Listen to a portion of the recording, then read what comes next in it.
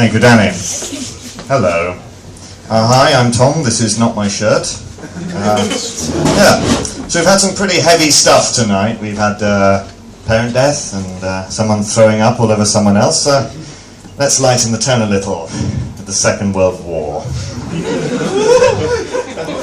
We previously established there are some historians in the audience, so guys, you might want to take notes. The time is 1942, or 18 minutes to 8.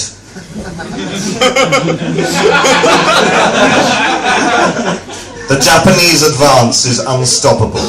They have taken Manchuria, they have taken Borneo, they have taken Singapore, they have taken out Jeremy Clarkson, James May and Richard Hammond as their army swept through Burma.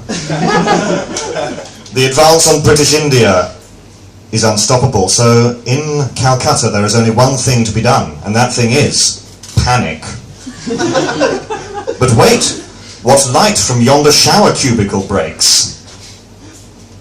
It is a man. We're pretty certain of that. His name is Wingate, and he has a plan. He goes to Winston Churchill and says, "Churchill, I have a proposal for you." And after they're married, he suggests forming a special force of men to go behind enemy lines in Burma and harass the Japanese. Now that doesn't mean what you think it means. It means something absolutely filthy. Because as was well known back then, the best way to deal with the Japanese army was to dishonor them, and then they'd do the rest.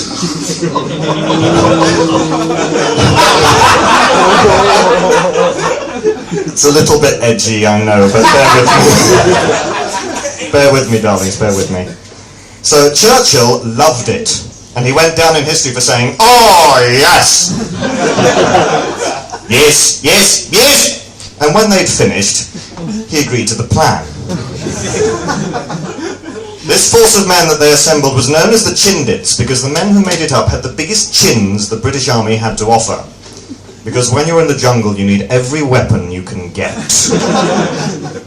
And Wingate himself was a huge advocate of unusual weaponry. He went around with raw garlic, raw onions, and a DVD of Raw Meat 6. Little quirk of history there, the DVD was invented 60 years before the DVD player. And he also had a couple of odd habits. One, he used to terrorize his men with a tiny cannon. And two, he used to give orders while naked. But at the Chindit deep penetration camps in the middle of Burma, they ensured that the British had everything they needed to build a little home away from home, or in this case a colony away from colony. They had foxes for hunting, a portable tea plantation, and a portable African to do the heavy lifting. I've just realised that this was the 1940s, darlings. This was the 1940s. Why am I calling everyone darling? Anyway, this was the 1940s. Imperialism was still on a high. Please don't kill me later. Anyway, the one thing they refused to provide was doctors, toilets, and proper food, apart from pot noodles. Well, that's not proper food. Because for some reason, Wingate believed that easy access to doctors, toilets, and food made men weak. And his thesis on the food front was proven when cooks tried to make food using 100% pure natural ingredients gathered from the jungle. Poisonous snakes, poisonous spiders, landmines. Everyone who ate that food died. So in Wingate's eyes, they were pretty weak. He sorted the problem with the doctor by getting him captured by the Japanese, thus ensuring that anyone who was weak enough to go and see him would be toughened up by having to build a bridge over the River Kwai.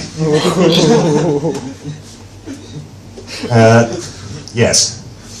The whole toilet thing was sorted out because every British officer was already equipped with a toilet. It was called a pith helmet for a reason. Just let that one sink in. Anyway, so what did the Chindits actually do? Well, I'm glad you asked me that, Jennifer. Their mandate from Lord Mountbatten. Whenever I think about Mountbatten, I always think about Battenberg. I don't know why. Anyway, their mandate...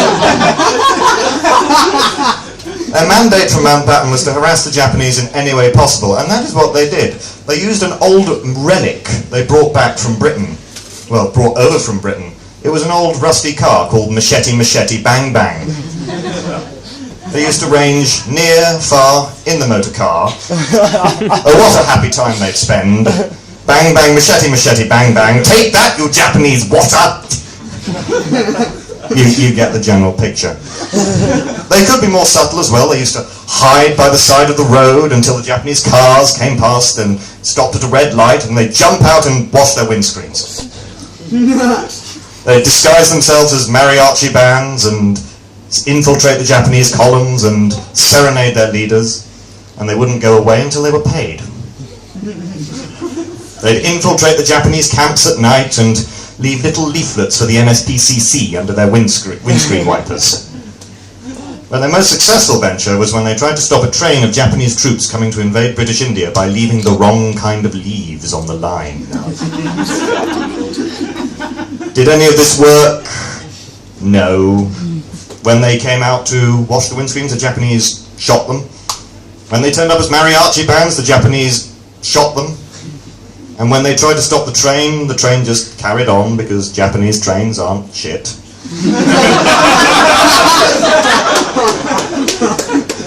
The whole dishonouring the Japanese thing kept going as well. They'd run in, pinch the arse, run off giggling before they could be caught, and then it's like, I'm not going to do the voice, because of, oh no, we're dishonoured. We must commit seppuku, or is it Pikachu? I don't know. Is it harakiri? Piri piri? Bonsai? Hentai? I don't know. And in any case, things took a bad turn when Wingate died. He went on a scouting mission in Machete Machete Bang Bang, crashed and copped it. Turned out Machete Machete Bang Bang didn't love him too.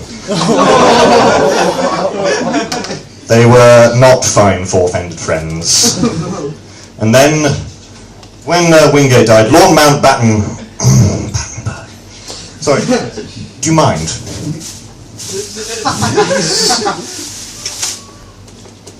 Oh.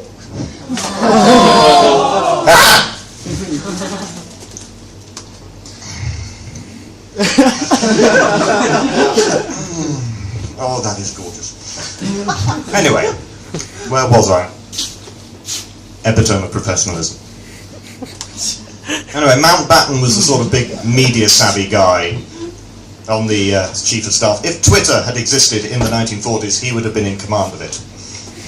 And when I think about what it was like, thank God Twitter didn't exist in the 1940s. We would have been subjected to fan fiction about how the oh-so-modest and not totally self-obsessed person who writes fan fiction about himself, Lord Mountbatten, single-handedly won World War II by riding up the beach on D-Day in his big walking bulletproof walking wombat cake, crushing Germans who had somehow lost the ability to say anything other than Gott in Himmel and Arg,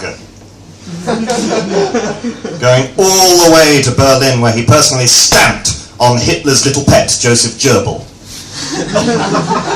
before shooting the Fuhrer in the other ball and locking him in the cupboard. Flying back to Britain for an earldom, and where he watched his nephew marry the Queen, and then going and dropping atomic kitten on Japan.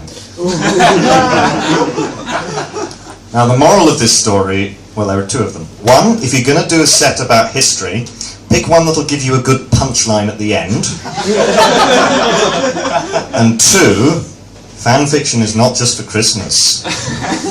If anybody wants the last couple of Battenbergs, please donate to RAG.